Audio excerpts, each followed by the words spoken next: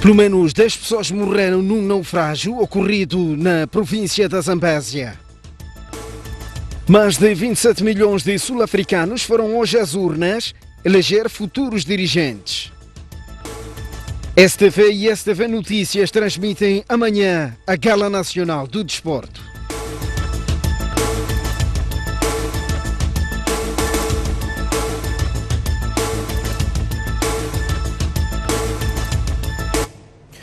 Muito boa noite, e este é o jornal. 10 pessoas morreram e outras 13 são dadas como desaparecidas depois de um naufrágio ocorrido na província da Zambésia.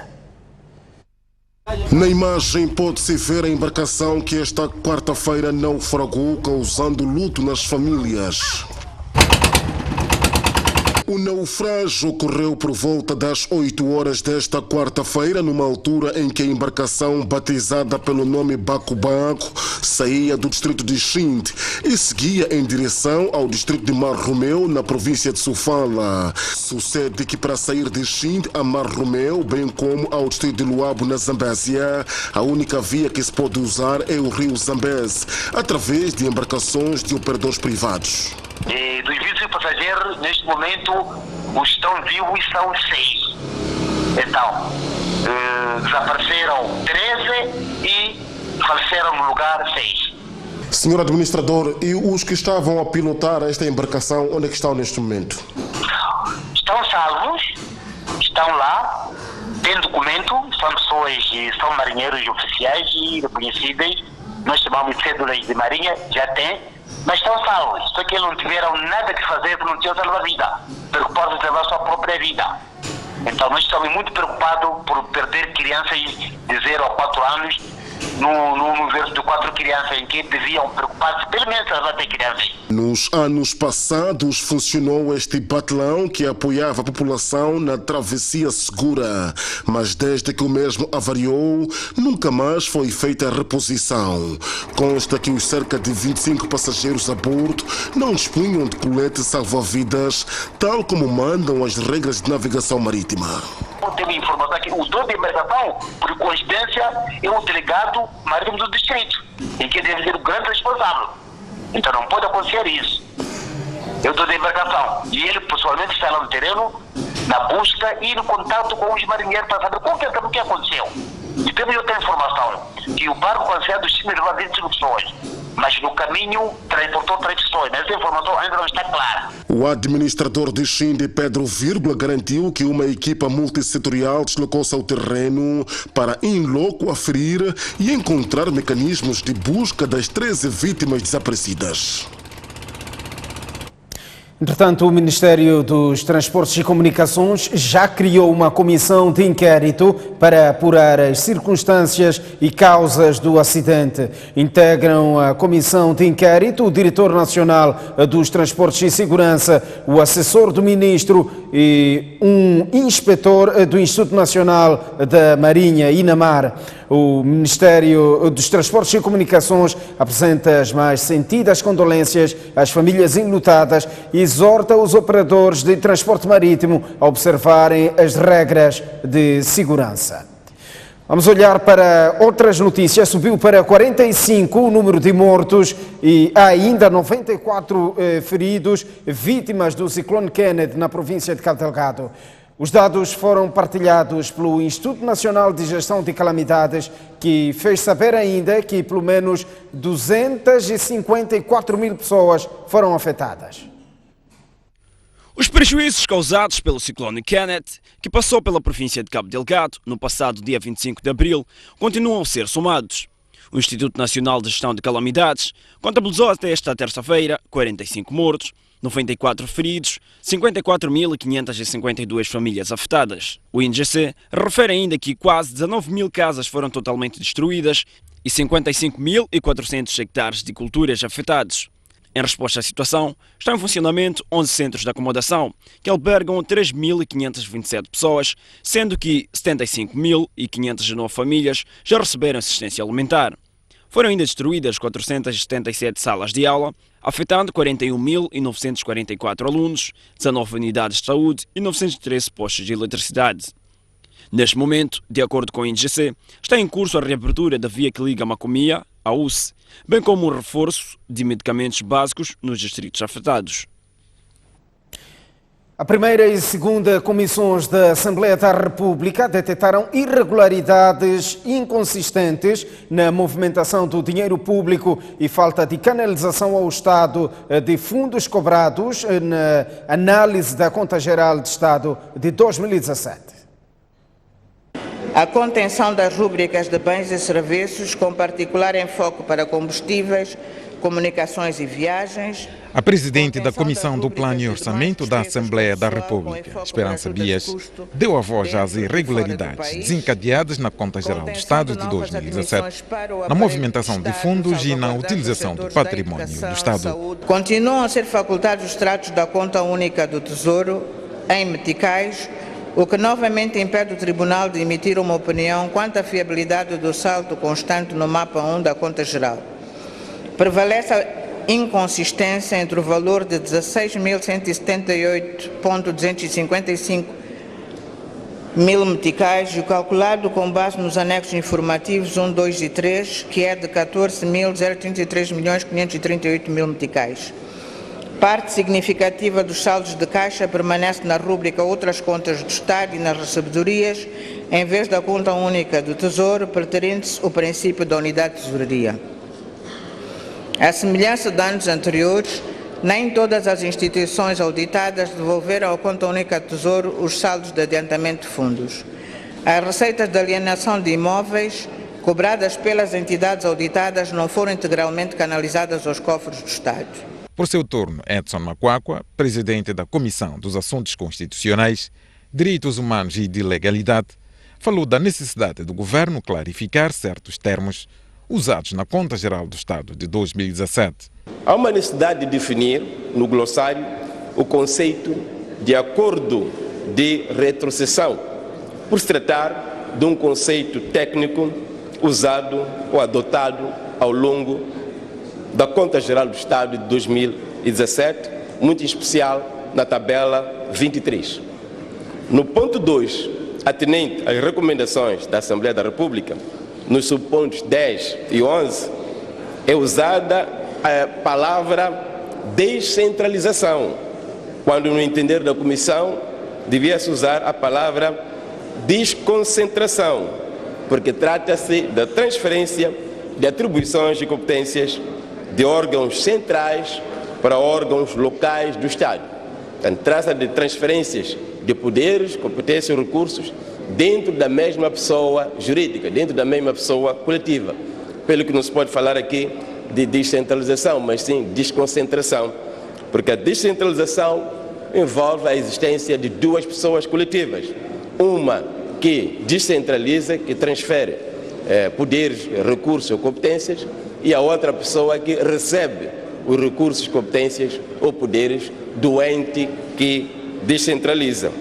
No parecer do Tribunal Administrativo à Conta Geral do Estado de 2017, constata-se que instituições do Estado ligadas às finanças e recursos minerais não verificam as quantidades de carvão declaradas pelas mineradoras que exploram carvão na província de Tete, o que cria condições para a fuga de receitas das contas públicas.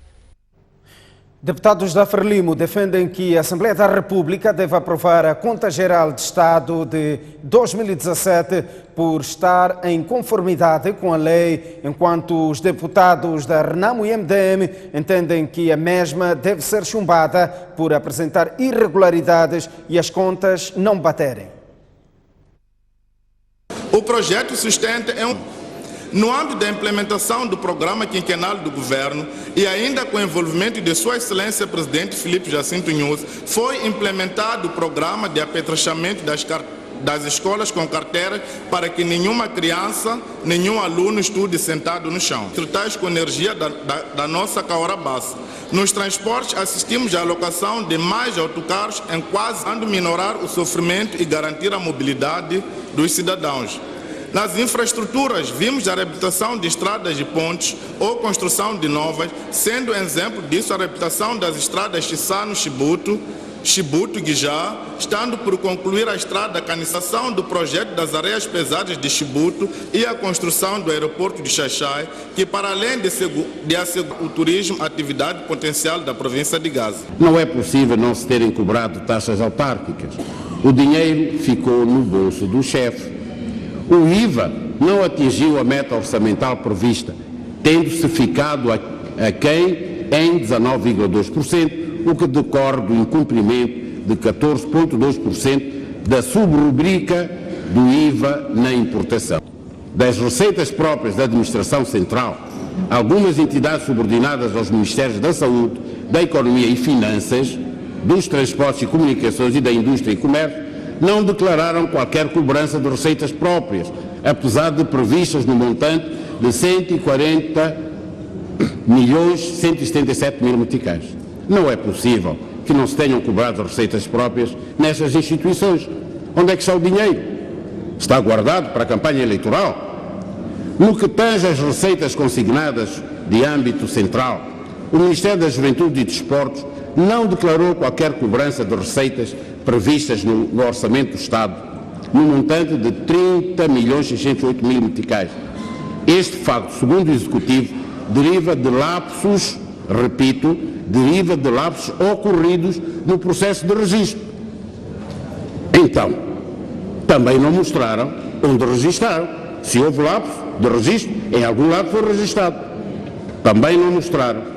É para a campanha eleitoral. No que se refere ao património do Estado e para a infelicidade de milhões de moçambicanos, constata-se que alguns servidores públicos de má índole, numa base de compadrio e de nepotismo, mesmo sem despachos de autorização, ocuparam e continuam ocupando indevidamente os imóveis do Estado afetos às direções provinciais de Economia e Finanças de Tete e Cabo Delgado, dentre técnicos, diretores provinciais e até reformados, não respeitando as funções cujo exercício devem consignar o direito de ocupação de habitação do Estado.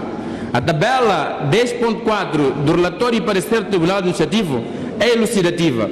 Ela traz a localização do imóvel, nome do ocupante, sua função e tempo de ocupação do imóvel. Mas afinal, quem são essas pessoas? São os tais intocáveis a nível da província? Os tais de costas quentes, como se soe dizer-se? O governo volta esta quinta-feira ao Parlamento para responder às inquietações levantadas pelos deputados no âmbito da Conta Geral do Estado de 2017. O deputado Geraldo Carvalho vai retomar as suas funções na Comissão de Defesa, Segurança e Ordem Pública. A decisão da Assembleia da República não agradou ao MDM, a bancada que requereu a perda de mandato do deputado. Foi em dezembro de 2018 que o deputado Geraldo Carvalho foi afastado do exercício das suas funções na 6ª Comissão da Assembleia da República, depois de a bancada do MDM ter submetido um pedido de perda de mandato. Após a análise do processo, a Comissão Permanente decidiu que o deputado deve retomar as suas funções, uma decisão que não chegou com agrado ao MDM. Seria de uma falta de responsabilidade da nossa parte se aceitássemos isso de mão beijada, porque na verdade está claríssimo que o deputado em alusão faz parte e é membro da Renamo. Em relação a Ricardo Tomás, outro deputado que o MDM quer ver fora do Parlamento, José de Sousa acredita que o caso não terá o mesmo desfecho. Está claríssimo de que de facto o homenzinho perdeu a cabeça e por via disso vai ter que perder o mandato, porque as nossas leis não permitem que alguém que esteja no exercício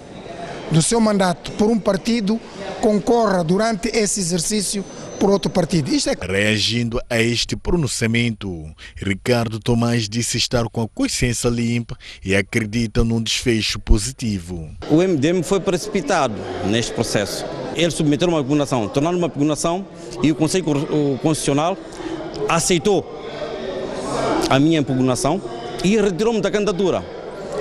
Sendo nulo a minha candidatura, praticamente todo o processo torna-se nulo. A STV sabe que Ricardo Tomás foi na primeira comissão no âmbito do exercício do seu direito de defesa. A defesa é um direito fundamental consagrado na Constituição da República. Após a oportunidade que daremos para que o senhor deputado Ricardo Tomás possa se defender, a comissão irá analisar todos os elementos de facto e de direito que o senhor deputado irá apresentar ou terá apresentado em sede da sua defesa. Os deputados Ricardo Tomás e Geraldo Carvalho abandonaram o MDM, partido pelo qual foram eleitos, e juntaram-se à Renamo. A ativista social Fátima Mimbiri submeteu uma queixa na Procuradoria-Geral da República contra a deputada Alice Tomás. Mimbiri foi alvo de um comentário ameaçador feito no Facebook, supostamente pela deputada da Frelimo. Tudo começou com uma publicação na conta do Facebook de Iola Bernardo, onde ela questiona as razões que levaram a ativista social e jornalista Fátima Mimbiri a defender que o falecido líder da Renamo, Afonso Lacama, devia ser considerado herói nacional. Reagindo ao post, Alice Tomás, deputada da Frelimo, terá escrito o seguinte comentário: Aquela precisa ser violada com 10 homens fortes, cheios de energia, e depois lhe deixar ir embora, porque aquela boca só tira palavras venenosas para o povo moçambicano. As reações de indignação a este comentário ameaçador vieram de todos os lados, tendo em conta a postura que seria de esperar da suposta autora na sua qualidade de deputada da Assembleia da República. Aliás, no seu artigo 21, o Estatuto do Deputado fala dos deveres de um representante do povo, dos quais destacamos: fomentar a cultura de paz, de democracia, de reconciliação nacional e de respeito pelos direitos humanos, ter conduta que se coadune com a dignidade de deputado. Entretanto, a Frelimo distancia-se do comentário que é atribuído à deputada Alice Tomás. Um membro da Frelimo tem que ser exemplar, um membro da Frelimo tem que fazer com que a sociedade admire cada vez mais o partido Frelimo. É verdade que esta situação colheu-nos com muita preocupação. Trata-se de assuntos de redes sociais. Logo que vimos o primeiro passo, eu pessoalmente tive a oportunidade de ligar para a Fátima Mimbiri antes de ter alguma informação da própria deputada e pedir desculpas pelo que estou a ver nas redes sociais, que não era a postura da Frelimo. Nós distanciamos-nos totalmente de qualquer atitude que seja que atenta contra a tranquilidade, a liberdade de expressão dos moçambicanos. Nós, a Frelimo, somos pela liberdade de expressão, nós, a Frelimo, somos pelo respeito e a dignidade entre os moçambicanos. Fátima Mimbiri recorreu ao Facebook para agradecer a todos que se solidarizaram com ela e revelou que já submeteu queixa na Procuradoria-Geral da República. Agora um olhar às eleições na África do Sul. Os sul-africanos decidem hoje nas urnas o futuro político do país. Mais de 26 milhões de eleitores votaram hoje os novos membros da Assembleia Nacional e das Assembleias Provinciais. A maioria dos postos de voto abriu pontualmente às 7 horas, mas alguns atrasaram por problemas técnicos. É a sexta vez em 25 anos que os sul-africanos são chamados às urnas. O processo arrancou às 7 horas desta quarta-feira em todas as 22.924 mesas de voto abertas em todo o território sul-africano. Longas filas já marcavam os postos de voto logo às primeiras horas do dia. A Comissão Eleitoral avança que a maioria das mesas abriu antecipadamente, mas algumas, como esta localizada na escola primária de Showground em Pretória, tiveram um atraso. The process is very slow. Look the time. 20 minutes passed already and they still didn't start. Os membros da mesa justificaram problemas técnicos. A votação só arrancou depois das 7 horas e 30 minutos. Esta mulher, de ascendência portuguesa, foi uma das primeiras a votar. Prazer e alegria de votar para a nossa melhor situação, incluído a nossa graduação dos nossos filhos que estão a seguir. Muito importante votar. para escolher quem nós gostamos, não é? E que faça o melhor pelo país. Já em Soweto, arredores de Joanesburgo, a votação começou a tempo e o processo decorreu de forma ordeira. Uma das eleitoras que votou neste bairro foi a irmã do presidente do ANC, Cyril Ramaphosa. I'm expecting good news. The president, he must be we are voting for him. No geral, os sul-africanos mobilizaram-se em massa para o dia da decisão e classificam o processo como o caminho para melhorar as condições de vida no país. It's very important to vote for the party you need, so that when you said you need services, then you've got a right to say no. You need services because you voted. This is my big day today. Why? Because my vote, I must vote. My vote is important to me. Okay. Definitely, it's a very big day for all of us. It's his first time he votes, so he's excited. I feel it's my right to come and vote as well, to see change happening in our country. Dos 26,7 milhões de eleitores, 45% são homens e 55% são mulheres. Em termos gerais, a Comissão Eleitoral Sul-Africana garante que o processo decorreu de forma ordeira e tranquila. Com o encerramento das mesas de voto às 21 horas, os sul-africanos já terão determinado qual será a composição do próximo Parlamento durante os próximos 5 anos e assim quem vai governar este país. As imagens são de Pedro Amba, António Tiwa, para a STV. Cyril Ramaphosa votou na histórica zona do Soweto e voltou a pedir desculpa aos sul-africanos por todos os erros cometidos pelo ANC durante os últimos 24 anos. Caso vença as eleições, o presidente do ANC garante que a África do Sul vai viver uma nova era de desenvolvimento. Favorito a renovar o mandato na liderança da África do Sul, Cyril Ramaphosa votou pela manhã numa escola localizada no bairro em que nasceu, Soweto, em Joanesburgo. Após exercer o seu direito de voto, dirigiu-se à imprensa, onde voltou a reconhecer os erros do passado do ANC e prometer uma nova África do Sul. And we are committed that we are going to embark on a process of growing our economy, of attracting investment.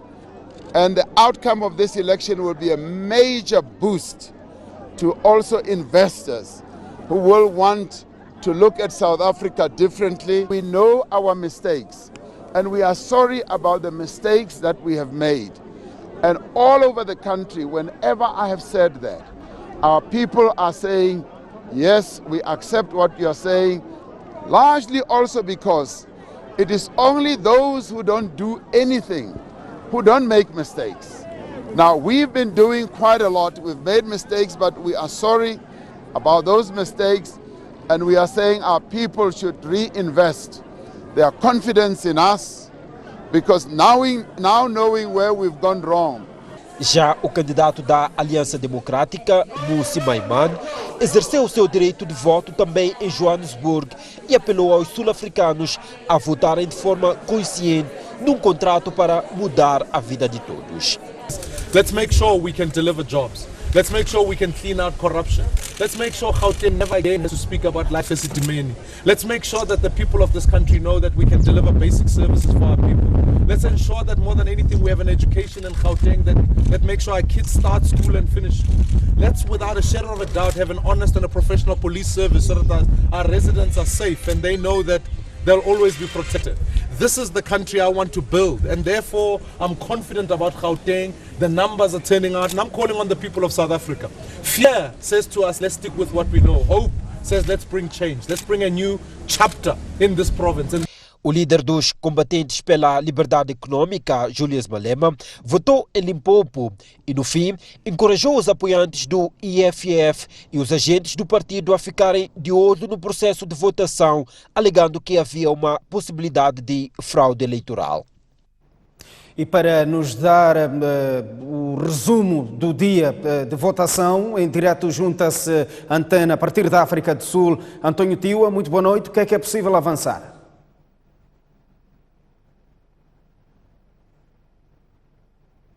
Gerzildo, fazemos esta intervenção numa altura em que faltam 39 minutos, 12 segundos e 36 milésimos de segundos para o encerramento de todos os postos de votação aqui na África do Sul. Fazemos esta intervenção numa altura em que recebemos garantias há pouco tempo em que a Comissão Eleitoral dizia que nenhum eleitor vai ficar de fora deste processo, ou seja, os cerca de 22 mil postos de voto só vão encerrar depois de todos os eleitores inscritos para este processo e que estiverem nas filas, estiverem a exercer o seu direito de voto. E esta garantia da Comissão Eleitoral foi dada principalmente porque, segundo o último briefing dado pela Comissão Eleitoral por volta das 18 horas e 30 minutos, dava indicação de que até às 17 horas existiam 5 postos de votos que sequer tinham aberto, ou seja, os eleitores que estavam previstos que lá pudessem votar não tinham exercido o seu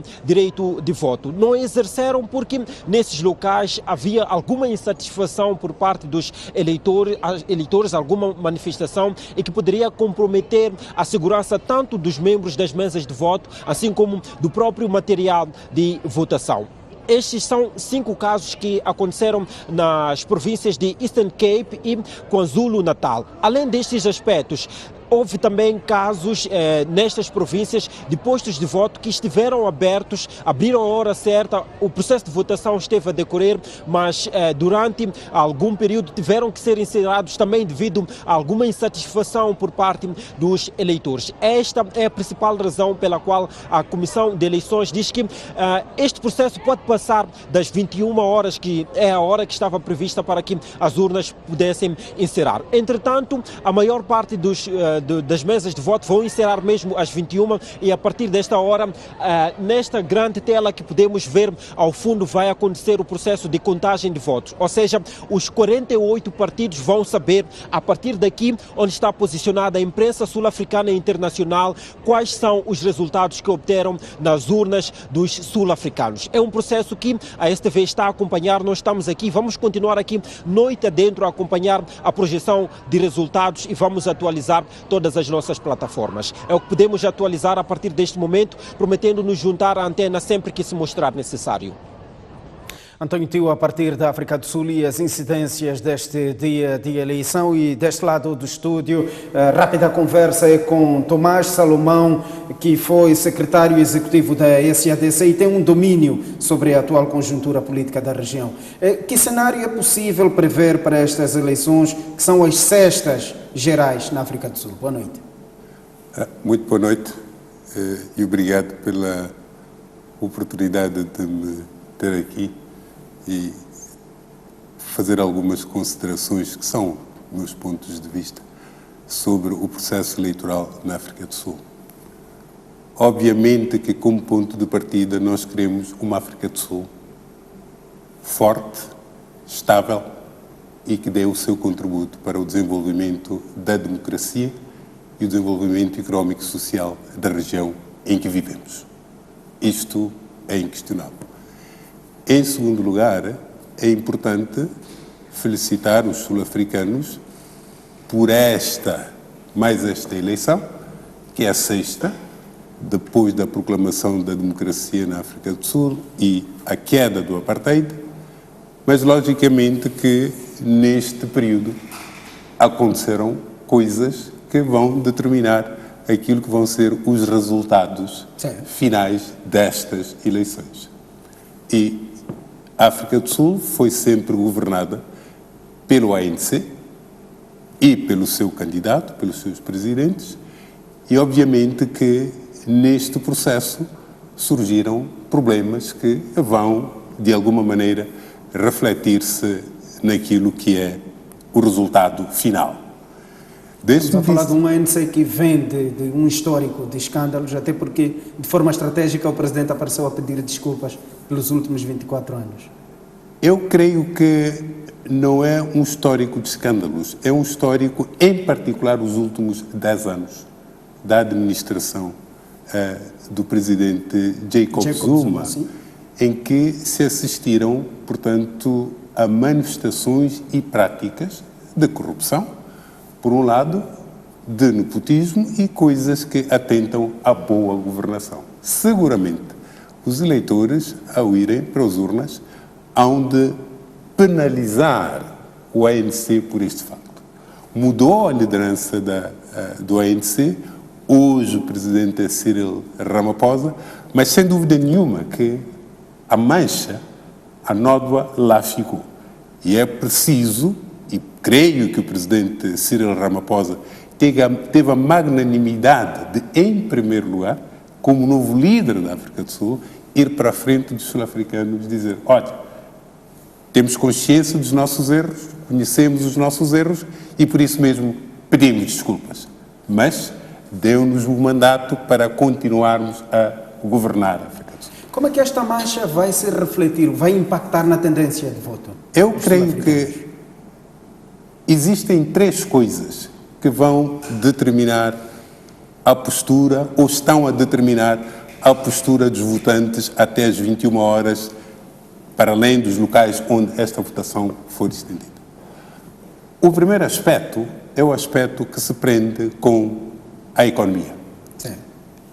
A economia, nos últimos tempos, e há 24 meses, a África do Sul foi cotada por aqueles que fazem a qualificação dos países dentro do grupo de países em que não era possível confiar no investimento. E por efeito disto, o desemprego aumentou e o desnível entre os que têm e os que não têm cresceu. Os índices de pobreza cresceram e, logicamente, o ANC vai ser penalizado por isso. Por um lado, tem uma Sandton, que é o centro do luxo, mas oposto a Sandton tem Alexander, que é uma zona onde vivem pretos e os ratos confrontam o espaço, vida cotidiana com pessoas. Se percebi, este cenário vai, de certa forma, dar alguma vantagem aos partidos da oposição ou nem por isso? Eu creio que vai ter algum impacto neste sentido. O aspecto do performance da economia, sim, que não gerou emprego suficiente. Este é o primeiro aspecto. O segundo aspecto é o aspecto dos novos votantes, que é a juventude. Não tem emprego, não conseguem encontrar local de trabalho, não há resposta daquilo que foram as promessas feitas pelo ANC em relação à questão do emprego e, obviamente, que isto vai determinar a sua postura. Alguns destes jovens não viveram os crimes do apartheid e, por isso mesmo, quando os pais falam dos aspectos de crimes que foram cometidos pelo apartheid, eles olham para os pais e perguntam: mas de que é que você me está a falar? Portanto, este é o segundo elemento, que é o elemento juventude. O terceiro elemento é o elemento terra. E aqui, a forma como Julius Malema explora o elemento terra, como dizendo que eu sou filho da terra, eu quero que a terra volte para os sul-africanos. A possibilidade de se caminhar para um cenário de nacionalização sem compensação, mesmo que criando instabilidade do ponto de vista de investidores. Este slogan de Julius Malema foi pegado pelos sul-africanos e trabalhado aí. Portanto, estes três elementos, governação, emprego para a juventude, terra, associados à corrupção e à criminalidade, estes elementos podem determinar o resultado final destas eleições. Seja como for, eu acredito que os sul-africanos vão dar ainda alguma possibilidade ao ANC, apesar de, em alguns segmentos, o partido poder ser penalizado. É o previsível vencedor, o ANC. É o previsível vencedor, a não ser que todos os analistas sul-africanos e outros que estão a fazer as análises cheguem à conclusão de que não é isso que vai acontecer. A margem pode decrescer, daquilo que são os clássicos e habituais 60%, para menos disso, mas acima dos 50% eu creio que o ANC vai ter essa maioria. Mas não há qualquer tipo de dúvida que Cape Town continua na consolidação da Aliança Democrática. KwaZulu-Natal, que é uma zona clássica do ANC e Mpumalanga, verificamos que foi onde existiram as maiores manifestações, incluindo pessoas que disseram não vamos votar. Isto aconteceu no KwaZulu-Natal e, por efeito disto, algumas destas 5 assembleias que abriram tardiamente, registram-se lá, mas isso é uma zona de influência do ANC e seguramente isso vai ter alguma influência no resultado. Gauteng, a zona industrial, vai ser disputada entre o ANC, o EFF, mas globalmente eu creio que com maior ou menor dificuldade o ANC há de ter. Dr. Marcelo Bom, uma última questão, para além da África do Sul, mais países da região que terão eleições este ano, incluindo de Moçambique. Acredita que os resultados da África do Sul podem influenciar o sentido de voto em outros países?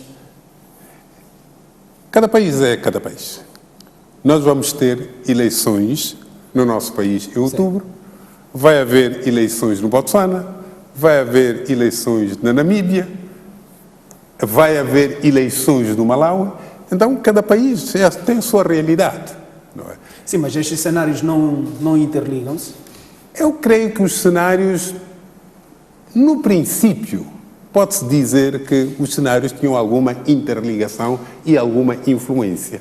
Mas os países estão suficientemente maduros, os seus cidadãos sabem o que querem, com dificuldades e sem dificuldades, e sabem para onde querem caminhar, vão tomar aquilo que está a acontecer na África do Sul como referência, mas seguramente vão tomar a decisão soberana que, do ponto de vista desses cidadãos, sejam moçambicanos, sejam tsuanas, sejam malawianos, sejam namíbios, mais interessa aos seus países. O que eles querem é que, e seguramente está na mente das pessoas, é que pretende-se uma África do Sul estável, uma África do Sul que olhe para o desenvolvimento e uma África do Sul que continue a assumir as suas responsabilidades como um parceiro político, um parceiro económico e um motor de desenvolvimento nesta região austral da África. Portanto, uma África do Sul estável, e creio que nós na região e os próprios sul-africanos é isso que pretendemos.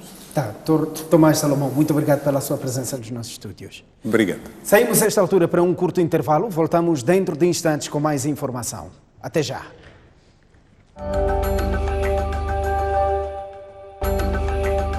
Muito boa noite, uma vez mais estamos de volta ao jornal. A Mostec assinou hoje um memorando de entendimento com a empresa municipal de transporte público rodoviário de Maputo, que visa garantir transporte para todos os participantes da Feira de Tecnologias Mostec nos próximos dias 15, 16 e 17.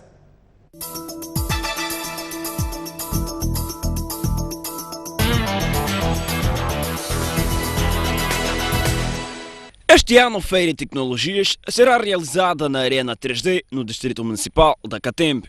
E por isso, para garantir a mobilidade dos participantes, a Mostec rubricou um acordo de cooperação com a Empresa Municipal de Transportes Rodoviários de Maputo.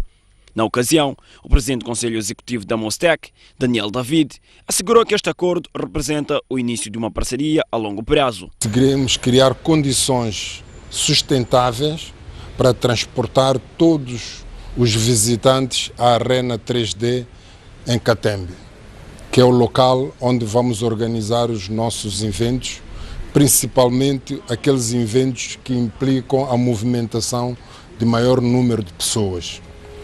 Nesta caminhada vamos começar com o Mostec, mas já há muitos projetos que vêm aí à frente, como é o caso do Mosgrow, do Mosef, do Moskid e muitos outros projetos que o nosso grupo está a realizar. A criação dessas condições é uma âncora de vantagem competitiva para o cidadão. O cidadão deixar o seu carro e transportar-se no veículo coletivo do TPM de uma forma segura e de uma forma que lhe garanta uma circulação eficiente e eficaz. Horários e condições de transportabilidade que são exigidas para os nossos clientes da Arena 3D. O primeiro transporte compreende as rotas Museu, Hospital Central de Maputo, Eletricidade de Moçambique, Ronil, Belita, Estátua, Fajardo, e o segundo, Ponte Cais de Maputo, Praça dos Trabalhadores, Cruz Azul, Cine África, Guerra Popular, Bombas e Mercado Fajardo. A missão da TPM é de ajudar as pessoas a deslocar de um ponto para o outro. E no caso do vertente, nós aceitamos ajudar a Bright, portanto, a deslocar-se para os diferentes eventos que for a realizar e já de imediato para o caso da Mostes. Queremos confortar ao parceiro de que a empresa municipal rodoviária de Maputo irá aplicar toda a sua inteligência, toda a sua sabedoria, portanto, para a concretização dos acordos aqui firmados. O Grupo Cultural da MTPM também foi convidado a fazer parte da Sexta-feira de Tecnologias Mostec para mostrar o seu talento.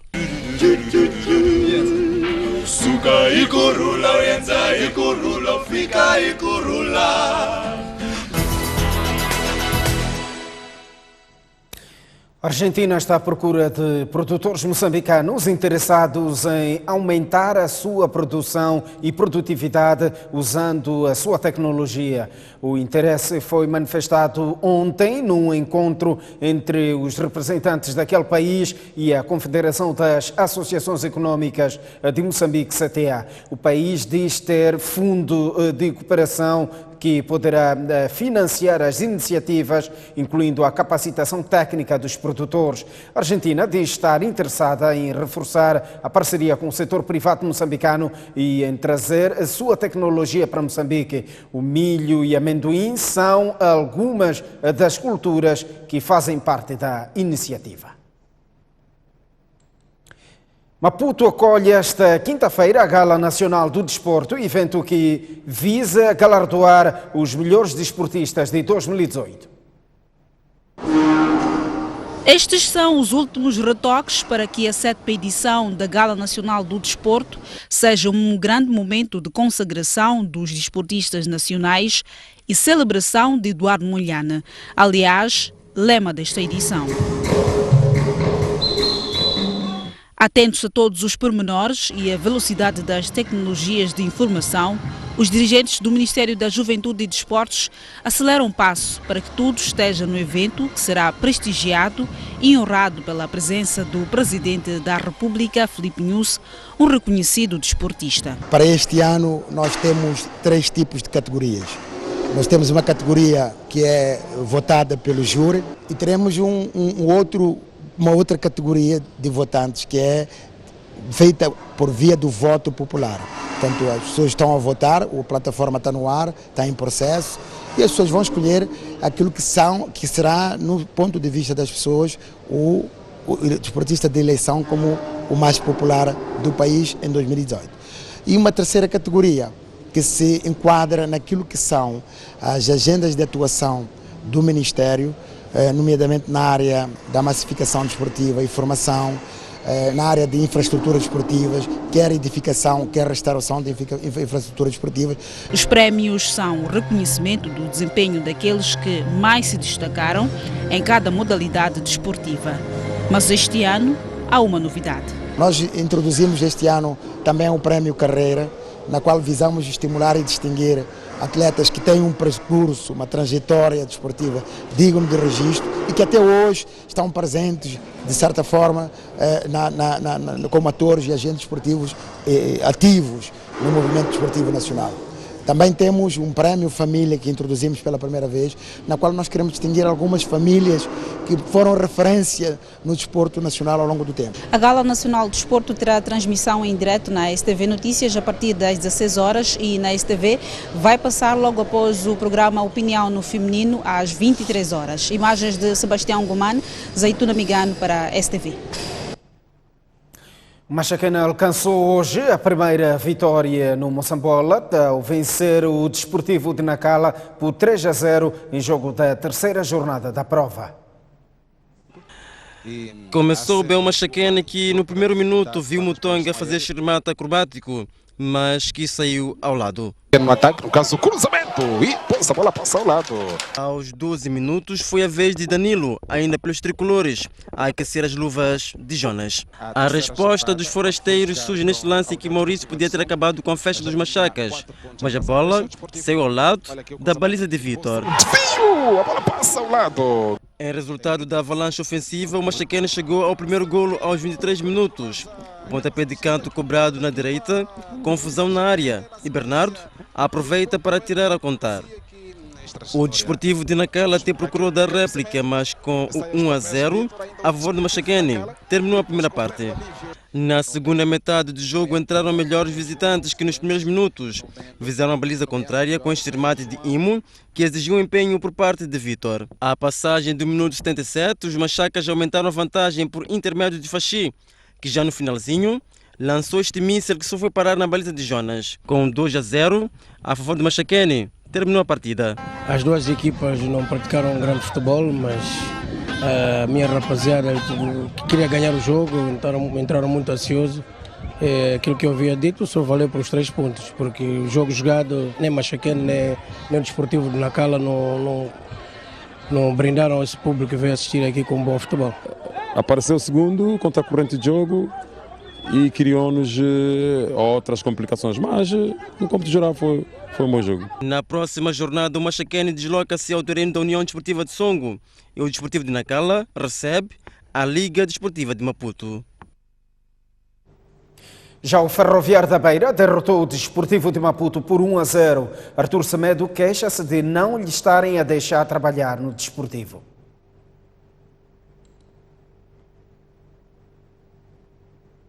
O jogo entre os Locomotivas da Beira e os Alvos Negros de Maputo iniciou de forma bastante equilibrada.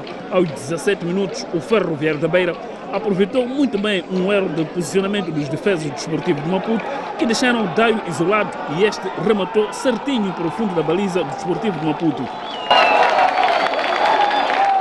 O jogo manteve-se equilibrado, mas nos últimos minutos da primeira parte, o Desportivo de Maputo povoou muito mais a área adversária, mas o resultado manteve-se até o intervalo. Na segunda parte, a partida voltou a ficar equilibrada e estava mais animada. Aos 77 minutos, Daio, de forma inteligente, nesta jogada conquistou uma grande penalidade. Mambuche, que foi cobrar o penalti, chutou para o seu. O resultado final foi de 1-0. Os técnicos tinham opiniões diferentes. Só espero que as pessoas deste futebol me deixem em paz, deixem-me trabalhar à vontade e que tenham uma certeza. Mesmo que me persigam, mesmo que ponham gente como esta nos jogos, a minha capacidade é intrínseca, a arbitragem também não passa ao lado. E hoje foi mais uma demonstração clara. Aquele árbitro auxiliar que esteve aqui junto ao Banco de Ferroviário, do lado do Banco Ferroviário, foi o mesmo que também assinalou a grande penalidade em Nacala, foi o mesmo. Hoje, uma vez mais, a mesma coisa. E, portanto, quando é assim, provavelmente eu tenho que deixar treinar, para deixar as pessoas mais à vontade, porque quando se tem competência parece que é um problema sério neste país. Foi um bom jogo. Saímos vitoriosos, mas tivemos muitas oportunidades de golos e falhamos golos. E voltamos à mesma história do jogo passado. A equipa faz o mais difícil, que é criar oportunidades de golos, e não marcamos golos. Repara que até o penalti falhamos. O jogo acabou sendo um pouco mais complicado, acabamos já com o Desportivo acima de Ferroviário, porque desperdiçamos as oportunidades que tivemos. Refira-se que a última vez que as duas equipas enfrentaram-se foi em 2016, neste campo, e o Desportivo perdeu por 2-0. E o Ferroviário de Nampula conseguiu a sua primeira vitória no Moçambola ao vencer o clube de Chibuto por 2-1. Os golos do Ferroviário de Nampula foram apontados por Betinho na primeira e segunda parte, respectivamente.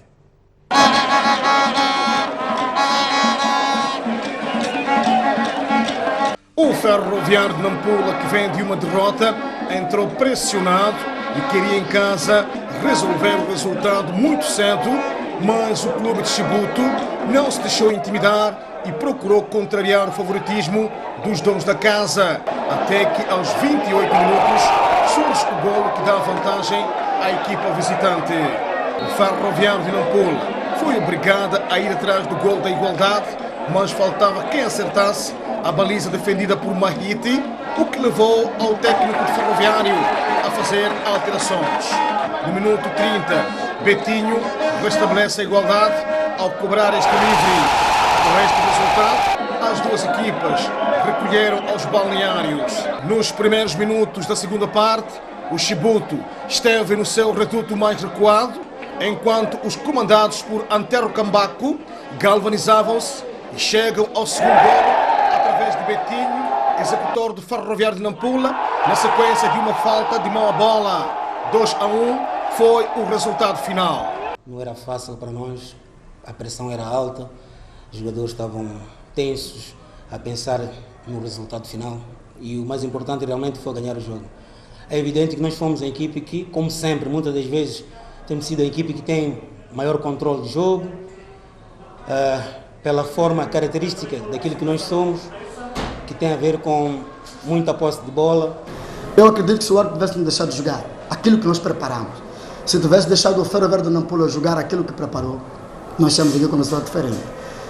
Várias situações que aconteceram no jogo, o árbitro não apitou nenhuma falta a nosso favor, apitou-se um livre indireto na nossa área, que a minha forma de ver não é um atraso, o insólito colocou-se a bola uma barreira numa distância de 2,5 metros. Isso é uma coisa que não acontece no futebol. Com esta vitória, por sinal a primeira, o Ferroviário de Nampula soma 4 pontos.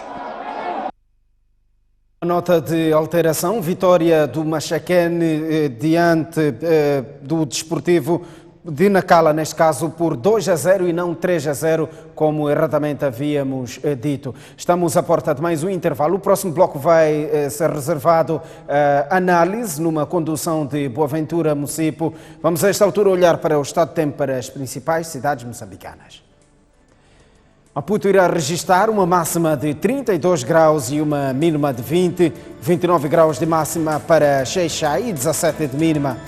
Inhambane terá uma máxima de 27 graus e uma mínima de 22. No centro do país, Tete, 32 de máxima e 20 de mínima, 27 graus de máxima para Chimoio e 16 de mínima, 30 graus de máxima para Beira e 20 de mínima, Climane, 32 graus de máxima e 22 de mínima.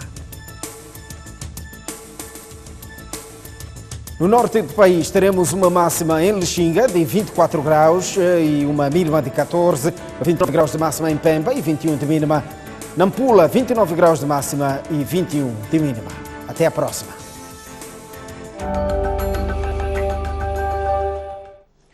Muito boa noite, caro telespectador. Seja bem-vindo a este espaço do comentário, hoje com a Inocência Mapis, ela que é investigadora no Centro de Integridade Pública, e também com Helder Jauana, que é analista de temas políticos. Hoje vamos falar de 3 temas que marcam a atualidade. São eles a Conta Geral do Estado 2017, que está a ser discutida na Assembleia da República. Vamos falar dos ecos da 3ª sessão do Comitê Central do Partido Frelimo, que decorreu na passada sexta, sábado e domingo. E também vamos falar lá mais para o fim sobre a intimidação à jornalista e ativista social Fátima Mimbiri, que é comentadora aqui da STV. Boa noite aos dois e sejam bem-vindos a este espaço comentário.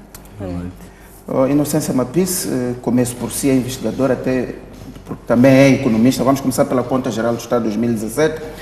O parecer do Tribunal Administrativo aponta vários problemas na gestão das contas do Estado 2017, mas vamos nos focar em 3, nomeadamente a má gestão do património do Estado, a falta de capacidade de controle dos números na indústria extrativa e as receitas públicas que não entram na conta única do Tesouro, quando a lei exige que assim o seja. Comecemos por este último aspecto, que o Tribunal Administrativo coloca que nem todas as receitas que são captadas pelos Estados, elas ingressam na conta única do Tesouro. Vou ler aqui um comando jurídico que estabelece que todos os recursos públicos devem ser centralizados com vista a uma maior capacidade de gestão dentro dos princípios de eficácia, eficiência e economicidade. Minha pergunta é, o que isto significa? O governo respondeu, diz que está a modernizar o sistema para melhorar esta situação, mas o que isto significa e se ainda se justifica que tenhamos situações como estas que levantam questões de transparência da gestão orçamental? Bom, boa noite, Mucipo. É bem verdade, boa noite também aos telespectadores, é bem verdade que o relatório parecer do Tribunal Administrativo à Conta Geral do Estado aponta uma série de atropelos à lei do SISTAF, incluindo também infrações tributárias que aconteceram durante o período de 2017. Um aspecto fundamental que a conta aponta é sobre as receitas de consignação, as receitas próprias e consignadas que não foram devidamente encaminhadas à conta única do Tesouro por parte de alguns distritos e províncias. Isso, conforme o município já havia avançado, isso cria problemas de gestão. Conforme a própria lei do SISTAF diz, é preciso que essas receitas sejam unificadas para garantir a correta gestão destes mesmos recursos. Agora, não vou aqui coadunar com o fato de que as receitas devem ser centralizadas, mas o ponto-chave que se levanta aqui é o fato de a fraca capacidade de controle ou de captação destas mesmas receitas. Estas dificuldades, na verdade, têm sido levantadas já há algum tempo. Não há nenhuma novidade, não há grandes novidades no relatório parecer de contas do Tribunal Administrativo, até porque eu arrisco a dizer que cerca de 80% ou 90% dos comentários, dos pareceres que o Tribunal Administrativo emitiu já vêm, sim, de contas passadas, incluindo o que isso quer dizer? A conta não sente uma mudança? É muito preocupante a questão da resposta ao parecer do Tribunal Administrativo. Até quando é que vamos ver as mesmas recomendações nos relatórios e pareceres de conta devidamente explicados depois do contraditório que se faz com o Ministério das Finanças e com as outras instituições públicas? O Tribunal Administrativo aparece a repisar o parecer e os fatos que consubstanciam infrações tributárias e também atropelo à lei. Mas mesmo assim, depois desses pareceres, não se verifica não sente avanços. Que há uma evolução na qualidade da apresentação destas contas do Estado? Não há nenhum avanço, não há melhorias, mesmo com as constatações devidamente identificadas. Muito bem, Hélder Jauane, quero perceber o seu olhar, nomeadamente a este aspecto dos dinheiros que não são canalizados à conta única do Tesouro, mas também o ponto de vista que levanta aqui a inocência de que não se nota ou ela não nota uma melhoria na qualidade da apresentação das contas do Estado. Boa noite, município, boa noite a todos os telespectadores da STV. Penso que há questões que são levantadas pelo Tribunal Administrativo e disse muito bem a minha colega de painel que são questões que já vêm sendo levantadas em contas anteriores e para quem presta atenção e acompanha, lê as contas, vê que são notas e comentários que o Tribunal Administrativo faz com muita profundidade e colocam um desafio à própria gestão e modernização do próprio Estado. Não é razoável que se faça durante vários anos os mesmos comentários e não esteja a acontecer do ponto de vista de melhoria do sistema, de forma a evitar que se esteja nos mesmos comentários. O que é que eu quero dizer com isto? É a nossa capacidade de resposta à entidade que é o Tribunal Administrativo, que vai fazer o controle das contas do Estado, deve ser rápida. Quer isto dizer que, no caso, o Estado, o Governo, deve fazer um trabalho de monitoria daquelas que são as recomendações do Tribunal Administrativo, de forma que no ano seguinte não venham os mesmos comentários. Este é o desafio. Mas o que estamos a dizer aqui é que isto não está a acontecer, olhando para os últimos pareceres.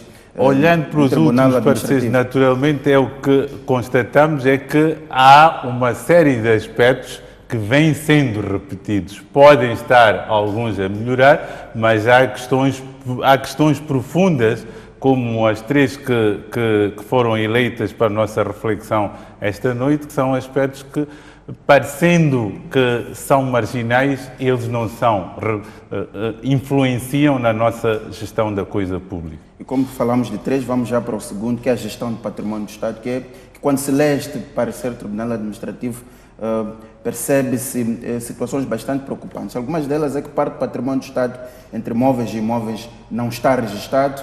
Há funcionários públicos a viverem em casas do Estado sem autorização legal viaturas do Estado tornam-se propriedades de funcionários públicos sem os devidos pagamentos. O Tribunal Administrativo incidiu a sua auditoria no Ministério da Agricultura e Segurança Alimentar ao nível central. Há cerca de 30 funcionários com viaturas de Estado que, pelo menos até 2017, não tinham feito os devidos pagamentos.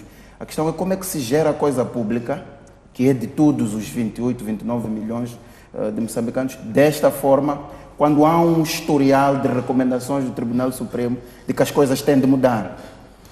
Esta é uma questão interessante, porque à primeira vista nós olhamos para quem está a dirigir e dizemos que é a responsabilidade de quem está a dirigir. Mas nós, quando agimos como sociedade, a sociedade é feita de confiança. Onde não há confiança, esta sociedade está em crise. Por que é que parto desta tese? O município levantou, e está aqui no parecer, esta questão da alienação da coisa pública, não é? Viaturas. Se eu sou funcionário público, vou alienar uma viatura, o Estado aliena uma viatura, eu concorro e não pago. Eu estou a lesar o Estado. Eu, como cidadão, do ponto de vista de confiança, eu estou a quebrar um elemento importante. Mas mais grave ainda é o Estado que está a alienar os seus bens, não é? Para ganhar receita, para depois robustecer, para colocar este dinheiro em outros aspectos, está a deixar que estes funcionários continuem em dívida. Esta questão... Acha que a ideia é que o Estado tem de acionar os mecanismos necessários para ter aquilo que é seu, sem a sombra viatura, de dúvida, no caso, ou a habitação, ou permitir que este funcionário pelo menos sem pague. sombra de dúvida, não é razoável que o indivíduo esteja a viver numa casa do Estado sem autorização. Significa que há um funcionário do Estado que devia estar nessa casa e não está. Não é razoável que o indivíduo aliene uma viatura que é do Estado, torne-se sua, de certeza já deve ter os documentos e ainda não pagou o Estado. Estamos numa situação de roubar o Estado. O próprio indivíduo também está a roubar o Estado. Estes são aspectos que nós, no processo de construção e consolidação do Estado moçambicano, são aspectos que hoje, envolvidos mais de 40 anos, não devíamos estar a lidar com estas situações. Muito bem, não sei se faço a mesma pergunta relativamente à gestão do património do Estado. E a questão, o ponto que levanta aqui o Elder João, que é preciso uma ação mais enérgica do Estado. Há um número, são 24.382 imóveis do Estado não regularizados a seu favor. Muito bem, eu concordo plenamente com a opinião do meu colega de painel, mas antes eu gostava de reforçar a questão ainda no campo das receitas, que eu penso que é um aspecto muito importante que o Tribunal Administrativo levantou, que é o fato de que a Conta Geral do Estado não inclui o valor dos benefícios fiscais. Estamos num contexto, eu queria reforçar este fato porque estamos num contexto em que a tendência de donativos é de reduzir, incluindo a ajuda dos parceiros ao orçamento do Estado é limitado por causa das situações que já bem sabemos. Então, a arrecadação, a mobilização de receitas a nível interno se torna um fator crucial para conseguir financiar as despesas. Neste mesmo contexto, na Conta Geral do Estado não vem incluído o valor de benefícios fiscais que o Estado cede ou concede às empresas. Então, o Tribunal Administrativo traz aqui, mesmo após o contraditório, traz aqui a necessidade de se trazer este valor, que é bastante pertinente, porque estes benefícios fiscais são concedidos com o argumento de que, na verdade, vamos conceder os benefícios fiscais, mas teremos vantagens em outros aspectos. Então, para garantir a monitoria do alcance destes mesmos objetivos, pelo qual houve esta necessidade de conceder benefícios fiscais, é preciso que se saiba qual é o valor e se faça uma análise custo-benefício daquilo que estamos a abrir mão e daquilo que nós vamos ganhar por abrir mão destes mesmos impostos. Não sei se a gestão do património do Estado. Em relação à gestão do património do Estado, um dos aspectos importantes que consta do parecer do Tribunal Administrativo é o fato de que, para além do que o município já mencionou, as receitas da alienação dos imóveis do Estado também não chegam na íntegra às contas públicas. Isso é bastante preocupante e levanta um outro ponto. Onde é que param estas receitas? Existe alguém que se beneficia destas receitas. Então, é preciso garantir ou fortificar a questão do controle destas mesmas receitas, do controle do patrimônio do Estado. Porque quando falamos do patrimônio do Estado, estamos a falar do patrimônio de todos nós. Todos nós contribuímos para a aquisição destes bens. Então, é preciso que haja um maior enfoque no controle dos bens do Estado. Muito bem, Helder João, vamos ao nosso último ponto relativamente à Conta Geral do Estado, que está escrito mesmo no parecer do Tribunal Administrativo que não existe nenhum controle, capacidade do Estado de saber sobre os números ao nível da indústria extrativa. Não sabemos quais são as quantidades reais de carvão que se movimentam, o que está-se a fazer na indústria de gás, e isto não permitiu ao Tribunal Administrativo aferir verdadeiramente os números. O que isto significa? Se calhar o país não tem capacidade para dizer a uma empresa que está a explorar carvão que, olha, foram 2 toneladas, e o país também conseguir aferir e dizer que de fato foram 2 toneladas e por aí deduzir o imposto. O que isto significa? É um risco que o país pode estar a correr de não ter as contas certas em cima da mesa. Essa é uma leitura que está a apresentar. Mas se formos mais profundos na leitura que o Tribunal Administrativo faz, é quando vai ao Instituto Nacional de Minas, às direções provinciais e à autoridade tributária, ela depara com números diferentes. Há divergência do ponto de vista de reporte de quantidades. A questão que fica é quem é que nos está a reportar as quantidades certas do ponto de vista do carvão exportado, se quisermos ater-nos só ao carvão, de carvão exportado que sai de Moçambique. É o Instituto de Minas? Quem nos garante que é o Instituto de Minas e que elementos é que nós temos para dizer que é o Instituto de Minas? São as direções provinciais, no caso de Tete, de Nacala ou de Sofala, ou ainda é a autoridade tributária? Estamos perante uma situação que 3 entidades do mesmo Estado apresentam números diferentes sobre a quantidade de carvão exportado. Então, onde é que nós ficamos? A questão que não se quer calar é o que fazer. Exatamente. Como fazer para resolver e ter as contas certas. É preciso primeiro identificar qual é o problema. É uma questão de insuficiência de meios das 3 entidades. O que é que está a falhar? Elas não comunicam, não têm material específico para garantir a fiabilidade nos números que apresentam. É preciso nós procurarmos encontrar o que é que se está a passar de facto. Mas o Tribunal Administrativo traz este elemento que é muito importante. Detectou divergências do ponto de vista de reporte do número em termos de quantidade de carvão que é exportado para fora de Moçambique. Muito bem. Inocência, os números da indústria extrativa que não batem ao nível das contas do Estado. Qual é o seu olhar?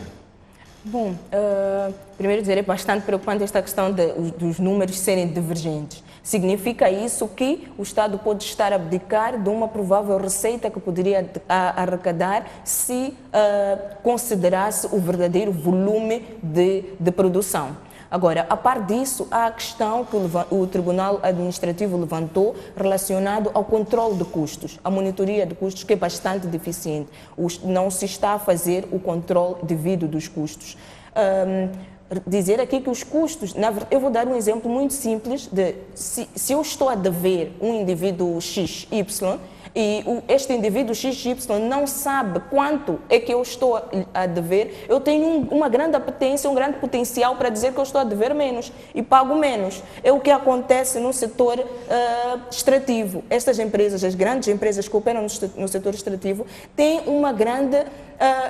se olhar para as evidências, elas têm a tendência de inflacionar os custos.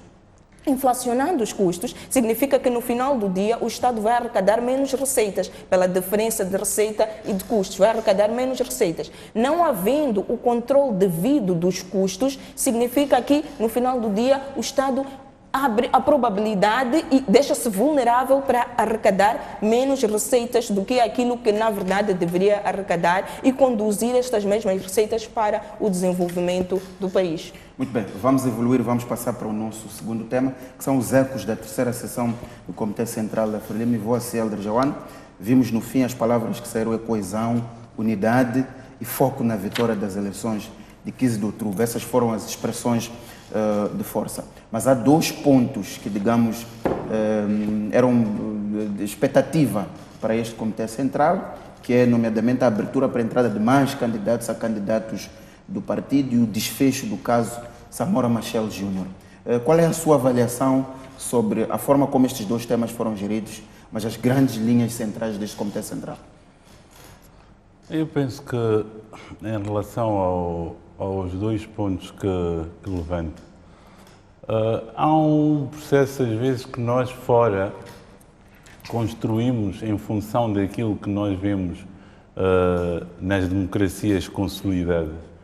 Construímos castelos que depois não têm nada a ver com a forma como os partidos políticos atuam em Moçambique. E remete-nos muitas vezes a imaginarmos cenários que hipoteticamente não vão acontecer. Por que é que eu digo isto?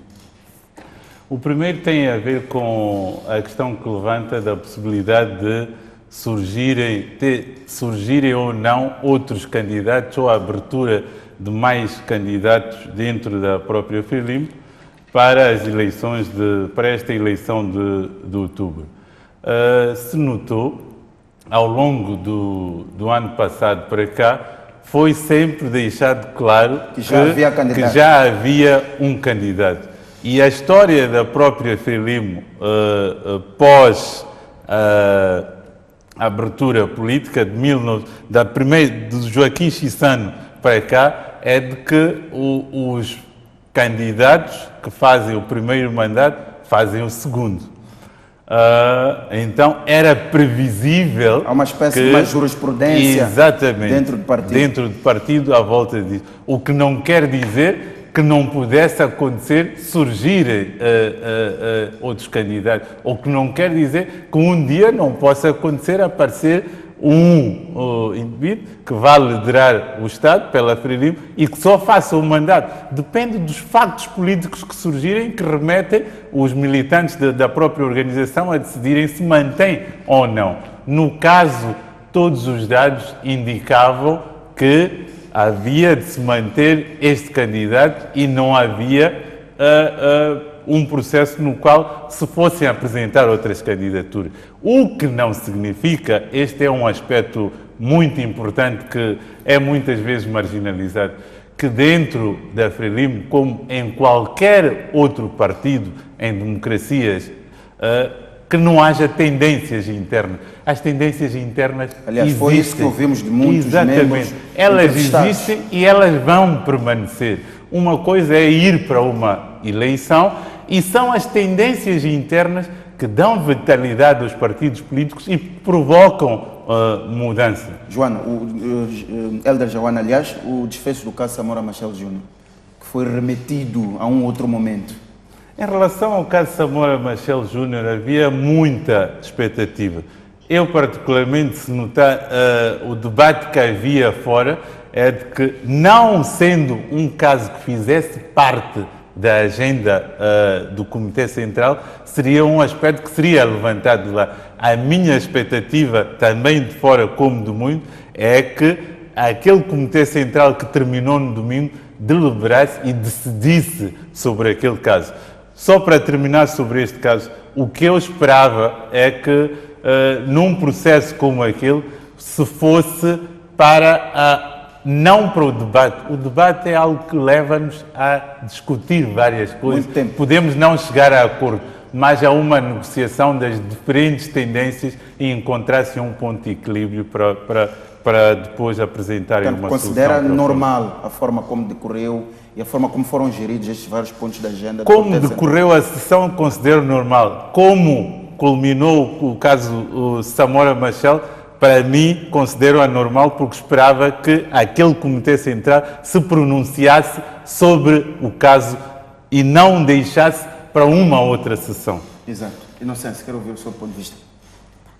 Em relação ao Comitê Central do Partido Frelimo, um olhar de cidadã moçambicana e não analista político leva-me a dizer que a população, o povo, a expectativa do povo é muito acima de ouvir discursos de dinâmicas internas do partido. A expectativa do povo é também ouvir questões estruturantes da economia. Por exemplo, quais são as estratégias que se pretendem levar a cabo para fazer face à queda da taxa de crescimento econômico que se verificou nos últimos 5 anos e caiu em cerca de 50%, de 7% em 2014 para cerca de 3% nos últimos dados recentemente publicados. Então, é muito mais do que dinâmicas internas do partido. Esperamos ver quais são as estratégias do partido no poder, estamos a falar de um partido que está no poder, quais são as estratégias ou quais são as intenções do partido no poder face aos setores sociais que atualmente registram queda em termos de investimentos em termos de execução estão muito abaixo daquilo que é o previsto. Se formos a olhar para o relatório de execução orçamental do ano passado, é possível ver que não se chegou a atingir o valor que se previa em termos de execução. Significa isso que estes setores estão a ser marginalizados. Então, a expectativa do povo, a expectativa de quem não está na arena política é perceber destas quais dinâmicas são os caminhos todas para internas, mudar a situação atual do exatamente, país. destas dinâmicas todas internas, qual é o resultado em termos de governação? Porque isso que nós demandamos do partido no poder. Então esperávamos ver muito mais quais são as estratégias em relação ao desemprego, por exemplo, que afeta cerca de metade dos jovens economicamente ativos. Então nós estávamos à espera de ver esses aspectos que não foram tornados públicos, que não foram debatidos. Muito bem, estamos no meio do Jornal da Noite e neste momento o nosso colega António Tiwa está na África do Sul a cobrir as eleições gerais. Vamos ao seu encontro. António Tiwa, que novidades é que nos traz da África do Sul? Mais uma vez, muito boa noite. Nos juntamos à antena a partir do Centro de Processamento de Dados da Comissão Eleitoral Sul-Africana, localizado aqui em Pretória. Passam cerca de 30 minutos depois da hora prevista para o encerramento das mesas de voto. Notícias que estão a ser vinculadas por vários órgãos de comunicação social aqui sul-africanos dão conta de que a maior parte dos postos de votação já encerraram. Entretanto, em alguns postos ainda existia gente à espera do momento de exercer o seu direito cívico, ou seja, alguns postos fecharam, entretanto as pessoas não tinham votado. São postos que fecharam, mas fecharam numa altura em que, como já tínhamos informado, a Comissão Eleitoral deu garantias de que nenhum eleitor vai ficar fora deste processo, ou seja, todo aquele que estará ou que está nos postos de voto e que ainda não exerceu o seu direito de voto poderá fazê-lo ainda esta noite. E deve ser esta uma das razões que fez com que, por exemplo, estava agendado uma conferência de imprensa para as 20 horas, uma conferência de imprensa que acabou não acontecendo porque os comissários da Comissão Eleitoral Sul-Africana estão reunidos desde essa hora a fazer a atualização dos dados, a fazer o ponto de situação em relação aos postos de votação e analisar a situação em que estão os postos que até às 17 horas não tinham sido abertos. Tal como referimos, até às 17 horas existiam 5 postos de votação que não estavam abertos nas províncias de KwaZulu, Natal e Eastern Cape.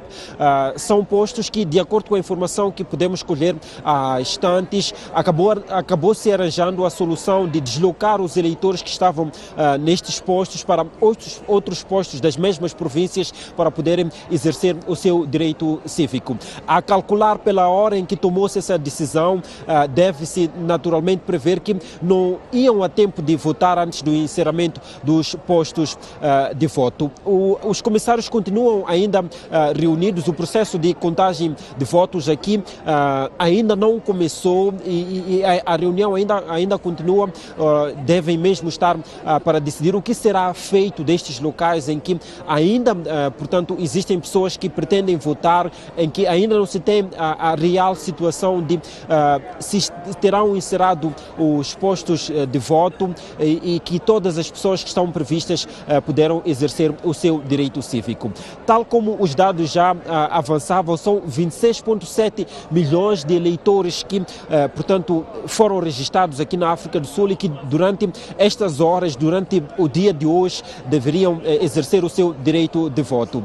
26 milhões de eleitores é um número bastante grande, embora o país também seja grande e a infraestrutura que foi preparada para este processo também seja grande. Mas é muita gente, é quase a população de Moçambique.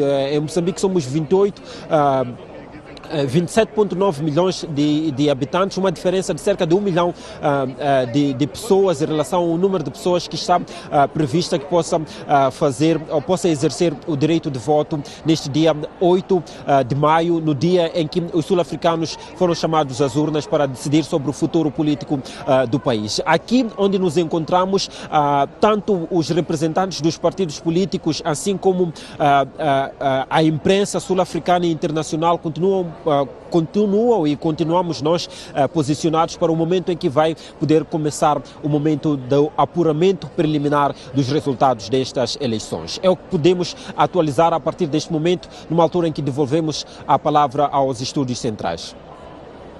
Muito obrigado, António Tiwa, por este apontamento relativamente às eleições gerais na África do Sul. Voltamos ao espaço de comentário para o nosso último tema. Vou pedir aqui aos meus convidados, vamos falar da intimidação à jornalista e ativista social Fátima Membir. Acompanhamos já em que consiste aquilo que aconteceu e vimos que ela anunciou a abertura de um processo judicial contra a deputada da Frelimo. Vimos também a posição da Frelimo a dissociar-se disto. A minha questão é, Inocência, no seu entender, como é que olha para este ataque, digamos, à liberdade de expressão e imprensa?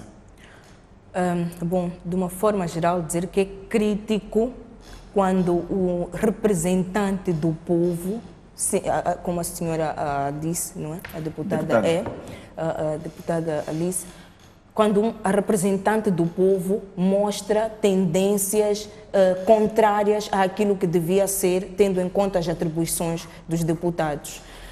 Primeiro, dizer que se olhamos para o comentário que ela fez de a Fátima Membir devia ser violada para resolver qualquer coisa que ela acha que é certo, que é o fato de a Fátima Membir ter se pronunciado em relação a um assunto.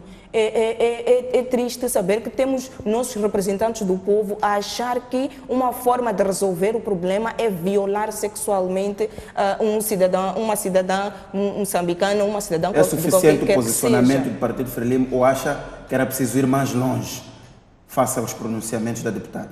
Olha, a minha preocupação até não é tanto com a deputada em si, é com que tipo de deputados nós temos, que tipo de pensamento norteia os nossos deputados, representantes do povo. E no final das contas podemos perceber pela intervenção desta deputada que na verdade são deputados que estão felizes com a situação da pobreza, porque incitar a violência para a mulher significa dizer que esta mulher não deve se pronunciar, não tem que ter liberdade. Nós sabemos que grande parte das famílias em Moçambique são chefiadas por mulheres. Isso significa perpetuar a pobreza. E muito mais do que perpetuar a pobreza, significa também, em termos de gênero, significa voltarmos passos atrás, passos largos atrás e dizer que, na verdade, não deve haver esta igualdade de gênero que tanto estamos a lutar para que haja. Muito bem. Helder Joana, qual é o seu posicionamento? Qual é a sua leitura, o que disse esta deputada, e se acha que é suficiente aquilo que foi dito por Caifadine Manasse, que é porta-voz do partido, ou era preciso ir mais longe? Primeiro, eu penso que o porta-voz do partido Frelimo posicionou-se e disse, quando ele fala porta-voz, seja de um partido, de uma escola, está a dar a posição institucional. Exatamente, deu a posição institucional.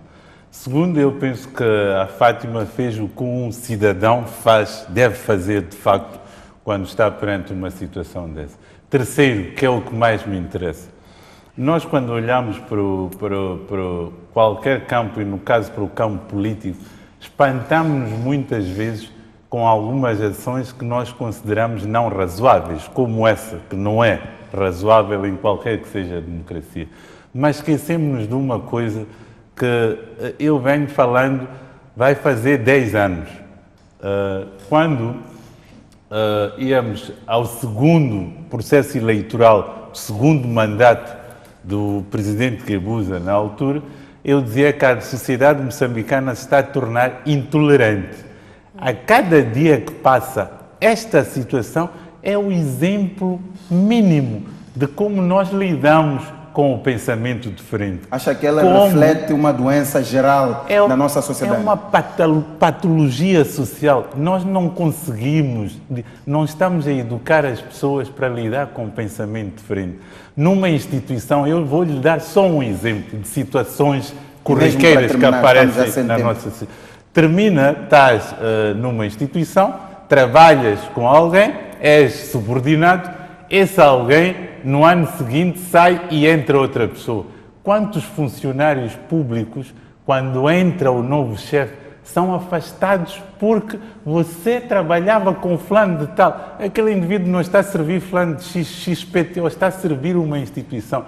Continua a dizer que esta sociedade está doente, não sabemos lidar com um pensamento diferente, e este é só um exemplo do que é a nossa sociedade no nosso dia a dia. Helder Joana, após suas palavras, fechamos o nosso espaço de comentário. Agradecer aos nossos dois convidados, a Inocência Mapice e Helder Joana, e assim que o telespectador que nos acompanhou. Este espaço termina por aqui. Simultaneamente termina o Jornal da Noite. Até uma próxima oportunidade.